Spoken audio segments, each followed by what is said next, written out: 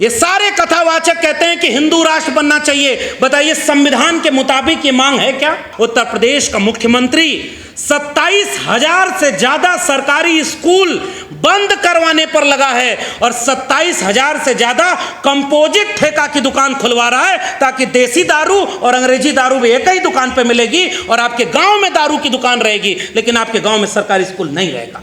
और अगर गृह मंत्री है तो उसका बेटा बिना बैट बल्ला पकड़े भी बीसीसीआई का चेयरमैन रहेगा, करोड़ों रुपए कमाएगा और एक बार भी कांवड़ लेके नहीं जाता और वो फूल बरसाता है कि आपके बच्चे वहां जाएं। एनसीईआरटी के सिलेबस से मुगलों को हटाया जाएगा। अकबर बुरा था कि औरंगजेब बुरा था, इस पर डिबेट कराई जाएगी। हम भी चाहते हैं कि एक चैप्टर ये भी लगाओ कि पानी पीने से किसने रोका था जाति देख करके, और कौन कह रहा था कि कौन पैर से पैदा हुआ है और उसको शिक्षा का अधिकार नहीं। इसको भी तो पढ़ाना पड़ेगा इस देश में कि पानी पीने के लिए लड़ना पड़ा। सबसे बड़ी लड़ाई इस बात की है, हाकिमे वक्त क्यों किसी बात पर अब ठौर करे, उसकी मर्जी है जिसे चाहे उसे गौर करे। सोचते सब हैं कि जरूरी है बगावत, लेकिन चाहते ये हैं कि आगाज कोई और करे। दुनिया chat GTP, deep seek, robotics में जा रही है। टेस्ला बिना ड्राइवर के गाड़ी चला रहा है और हमारे यहाँ टेलीविजन पर बैठकर एक आदमी मंत्र से नारियल उड़ा रहा है।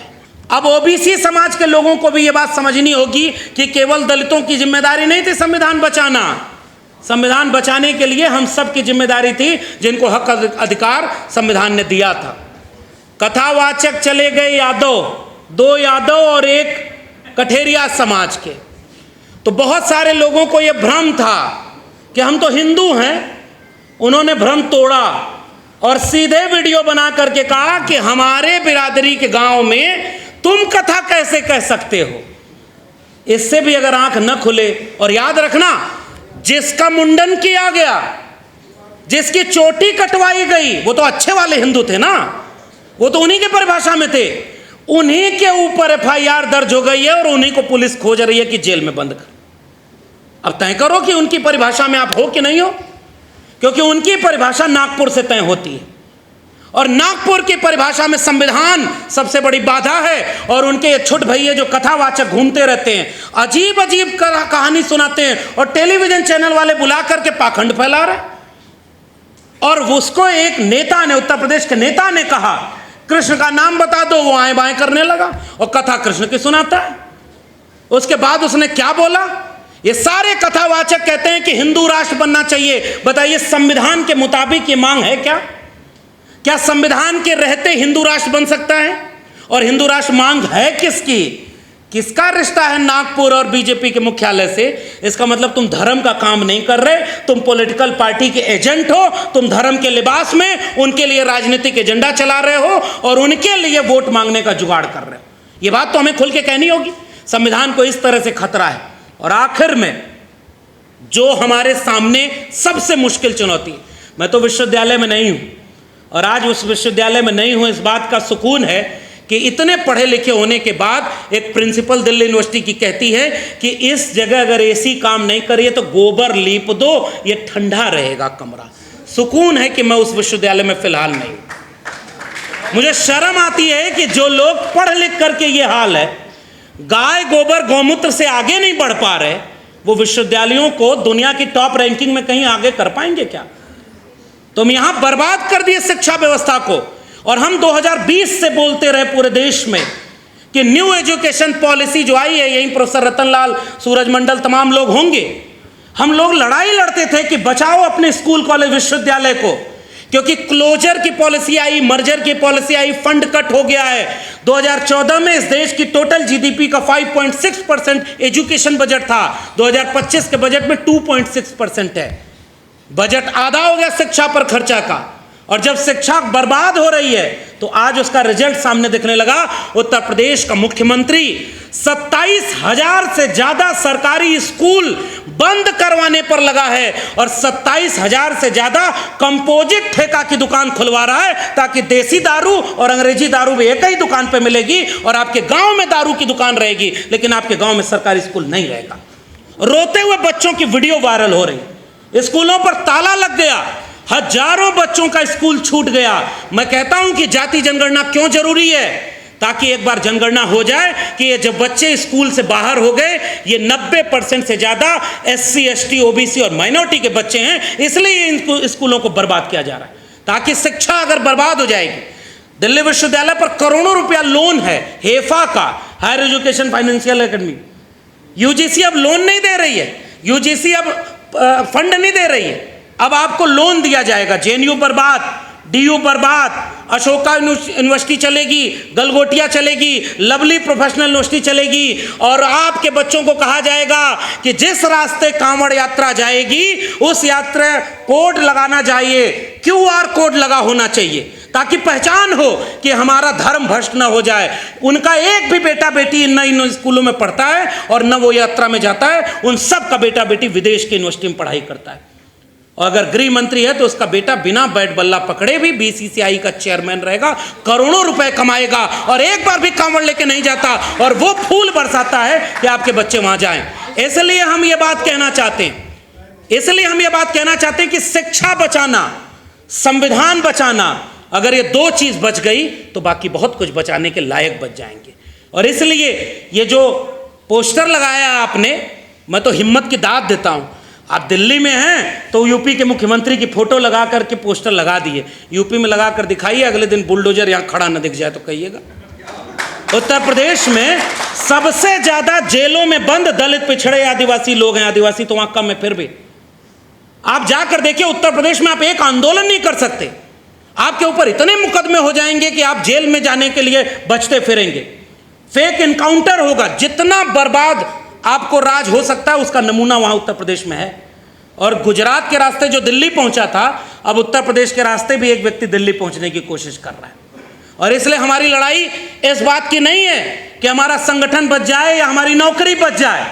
हम तो इसलिए आपके बीच में आकर के असल में हम क्या कर रहे हैं, हम कन्विंस कर रहे हैं, लेकिन एक गुजारिश करना चाहते हैं कि अगर इस लड़ाई में हम जीत नहीं पाए, अब जाति जनगणना का ऐलान कर दिया और हर व्यक्ति ने हिंदू राष्ट्र बनाने की बात करते हो, बताओ वहां पर जो नोटिस लगी है उसमें जितने लोगों को तुमने जज और उसमें नॉमिनेट किया उत्तर प्रदेश सरकार में, उसमें एक भी व्यक्ति दलित, पिछड़ा, आदिवासी नहीं है। 90% आबादी के लोग वहां प्रोफेसर, वाइस चांसलर नहीं।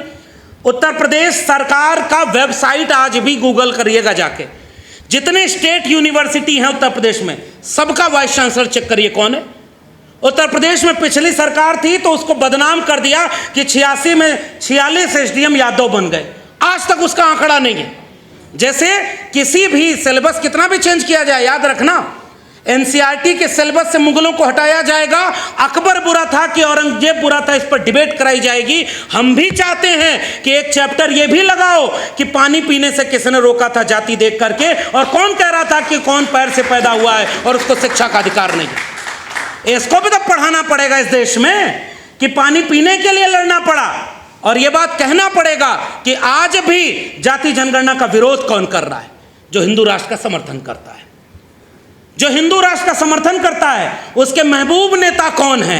56 इंच वाले। तो ये क्रोनोलॉजी क्या कहलाती है? ये सारे पॉलिटिकल एनिमी आपके सामने खड़े हैं और वो पॉलिटिकली आपको चैलेंज कर रहे हैं। और हमारी पॉलिटिक्स कहाँ है? हमारी पॉलिटिक्स यहाँ है कि हमारी कुर्सी बची रहे या हमारा तमाम चीज़ें। मैं आज भी कह रहा हूँ, सबसे बड़ी लड़ाई इस बात की है, हाकिमे वक्त क्यों किसी बात पर अब ठौर करे, उसकी मर्जी है जिसे चाहे उसे गौर करे। सोचते सब हैं कि जरूरी है बगावत, लेकिन चाहते ये हैं कि आगाज कोई और करे। इसलिए मैं जाते जाते, क्योंकि और भी वक्ता बोलने वाले हैं, मैं आखिर में यही कहना चाहूँगा, ये स्कूल बंद होने से अगर हम नहीं रोक पाए, ये वोटिंग राइट छीनने से अगर हम नहीं रोक पाए, और संविधान बदलकर मनुस्मृति लागू करने वालों को अगर हम सत्ता की कुर्सी में आने से रोक नहीं पाए, तो इस संविधान की बर्बादी में हम सब गुनहगार माने जाएंगे। और कभी कोई फूले अंबेडकर पैदा हो गया, कोई लोहिया, कोई BP मंडल, कोई मंडल कमीशन की लड़ाई लड़ने वाला, कोई कमंडल के खिलाफ मंडल रथ लेकर निकलने वाला, इस देश में जाने कितने लोग आ गए। दोबारा ऐसा होने की गुंजाइश कितनी बचेगी? याद रखिएगा, वरना सिलेबस चेंज होगा। नाली के गैस से चाय बनती थी, ये हमारे बच्चे पढ़ेंगे, और दुनिया chat GTP, deep seek robotics में जा रही है। टेस्ला बिना ड्राइवर के गाड़ी चला रहा है और हमारे यहाँ टेलीविजन पर बैठकर एक आदमी मंत्र से नारियल उड़ा रहा है। इसी फर्क को हमें तय करना है। मैं इस बर्बादी में इस मुल्क के सामने एक चुनौती बनकर के आखिरी वक्त तक फूले अंबेडकर, पेरियार और लोहिया के विरासत को, सामाजिक न्याय की विरासत को अपने विचारधारा के साथ आखिरी वक्त तक लड़ने के लिए तैयार हूं। और मैं उम्मीद करता हूं कि जहां तक हमारी आवाज़ जाए, इस बात का इंतज़ार किए बिना कि अभी तो बिहार में SIR हो रहा है, यूपी पर फर्क नहीं पड़ेगा, लेकिन अगर आप पहले नहीं बोले, गांव में आग लगती थी गर्मी के महीनों में, तो उस वक्त जब गेहूं के खेत पके रहते थे तो हवा चलने पर एक साथ जलने लगते थे। इस बात का इंतजार अगर गांव वाले करें कि मेड़ पहचान करके आग बुझ जाएगी, तो कोई नहीं बचता। पूरा गांव जब खड़ा होकर के उस आग को बुझाता है, इस बात का इंतजार किए बिना कि हमारे खेत तक वो आग पहुंचेगी कि नहीं, तब तक वो आग बुझ जाएगी।